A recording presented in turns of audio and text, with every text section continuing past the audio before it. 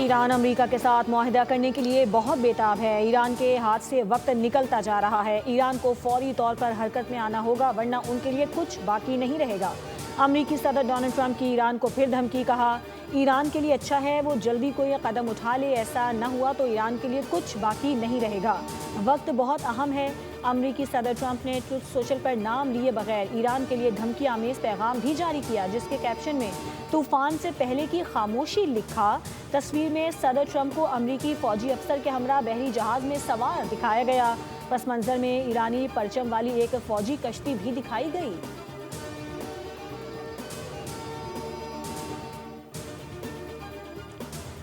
وزیر اعلیٰ پنجاب مریم نواز کا آذربائیجان کا سرکاری دورہ۔ باکو میں انٹرنیشنل ورلڈ اربن فورم آمد۔ آذربائیجان کے صدر الہام علیوف نے مریم نواز کا استقبال کیا۔ آذربائیجان کے صدر الہام علیوف کا وزیر اعلیٰ پنجاب کے ساتھ گروپ فوٹو۔ مریم نواز کا باکو اولمپک اسٹیڈیم میں ورلڈ لیڈرز سمٹ سے خطاب میں کہنا تھا کہ پاکستان کی قیادت اور عوام کی طرف سے محبت کا پیغام لائی ہوں۔ ہاؤسنگ کے شعبے میں اپنی چھت اپنا گھر کا انقلابی منصوبہ شروع کیا گیا۔ ستھرا پنجاب میگا پروجیکٹ کے تحت صفائی کا جامع نظام مرتب کیا گیا ہے۔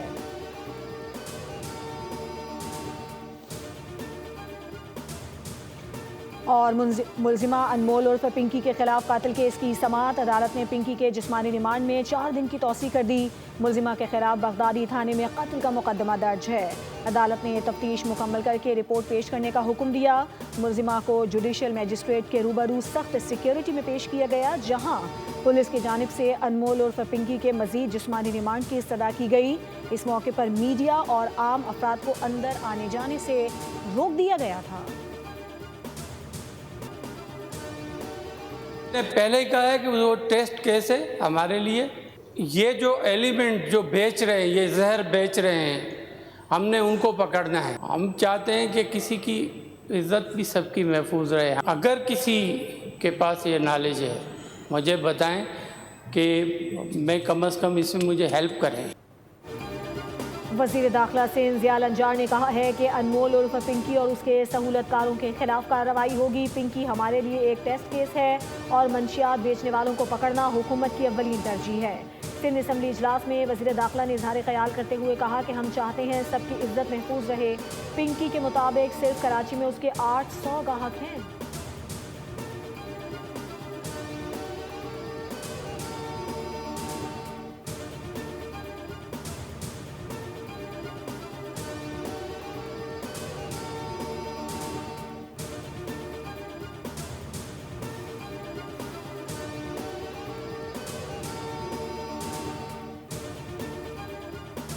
بہتر کارکردگی والی وزارتوں کو ترجیحی بنیادوں پر بجٹ فراہم کیا جائے گا۔ عوامی نتائج یقینی بنانے والے منصوبوں میں سرمایہ کاری ہوگی۔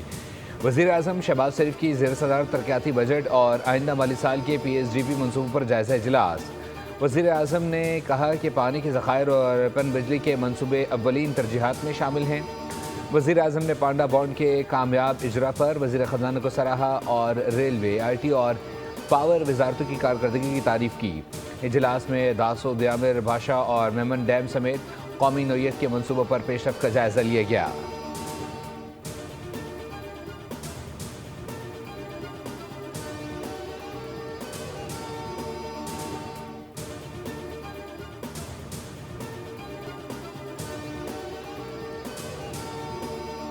امریکہ اور اسرائیل ایران پر دوبارہ حملے کے لیے پرتول رہے ہیں۔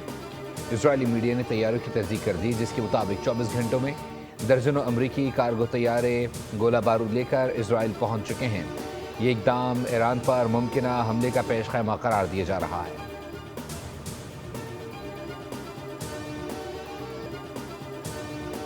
امریکہ نے ایران کے لیے امن عمل کی 5 سخت شرائط مقرر کر دی۔ رپورٹ کے مطابق امریکہ نے ایران کے اس مطالبے کو مسترد کر دیا ہے، جس میں ایرانی سرزمین پر بمباری سے ہونے والے نقصانات کے ازالے کے لیے معاوضہ طلب کیا گیا تھا۔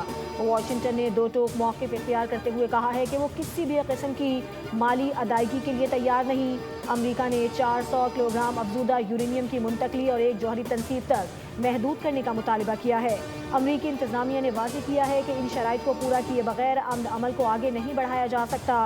ایران کے منجمد اثاثوں میں صرف 25% تک نرمی پر آمادگی۔ لبنان سمیت تمام محاذوں پر کشیدگی کے خاتمے کے لیے مذاکرات پر زور دیا گیا۔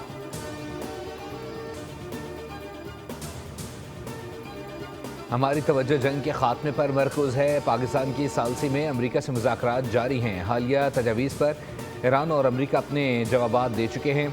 ترجمان ایرانی وزارت خارجہ اسماعیل بقائی کی نیوز کانفرنس، کہا دشمن کو جواب دینا بخوبی جانتے ہیں۔ امریکہ جان چکا ہے کہ وہ دھمکیوں سے ایران کو دبا نہیں سکتا۔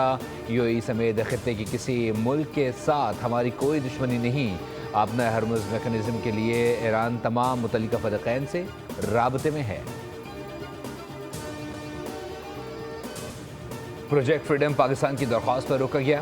پاکستان نے کہا کہ اگر آپ لوگ پروجیکٹ فریڈم روک دیں تو ہمارے خیال میں ہم کسی معاہدے تک پہنچ سکتے ہیں۔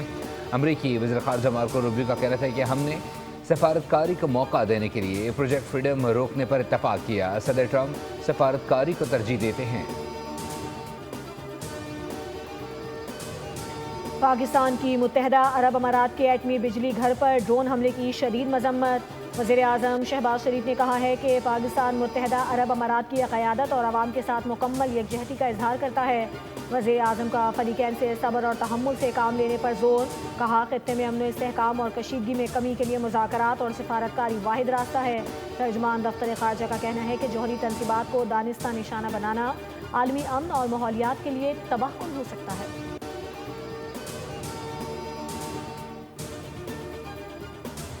ایران امریکہ کشیدگی بڑھنے کے اثرات پاکستان اسٹاک مارکیٹ پر نمایاں۔ 100 انڈیکس 3791 پوائنٹس کی کمی کے ساتھ 1,61,805 پوائنٹس پر بند۔ مارکیٹ نے 4 نفسیاتی حدیں کھو دیں۔ ادھر مسلسل 3 ماہ سے سرپلس رہنے والا ملکی کرنٹ اکاؤنٹ منفی ہو گیا۔ اسٹیٹ بینک نے پاکستان کے کرنٹ اکاؤنٹ کے اعداد و شمار جاری کر دیے۔ اپریل 2026 میں کرنٹ اکاؤنٹ $32,40,00,000 خسارے کا شکار رہا۔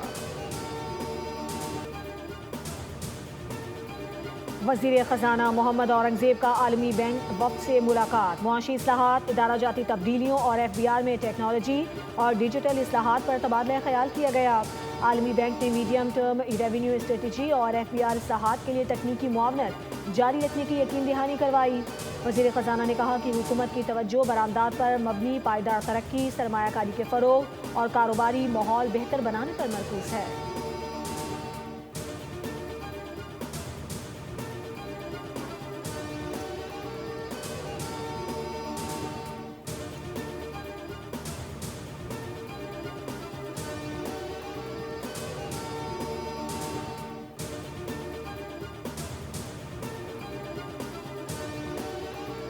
امیر جماعت اسلامی پاکستان حافظ نعیم الرحمان نے وفاقی آئینی عدالت میں پیٹرولیم لیوی کے خلاف درخواست دائر کر دی۔ اسلام آباد میں میڈیا سے گفتگو کرتے ہوئے کہا کہ حکومت ہزاروں ارب روپے لیوی کے نام پر وصول کر چکی ہے، جبکہ اس کا پیٹرولیم قیمتوں سے کوئی تعلق نہیں ہے۔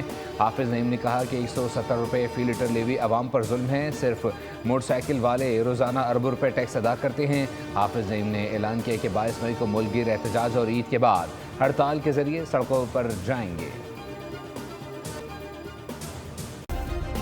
سبسکرائب کریں اور بیل دبائیں تاکہ کوئی خبر رہ نہ جائے۔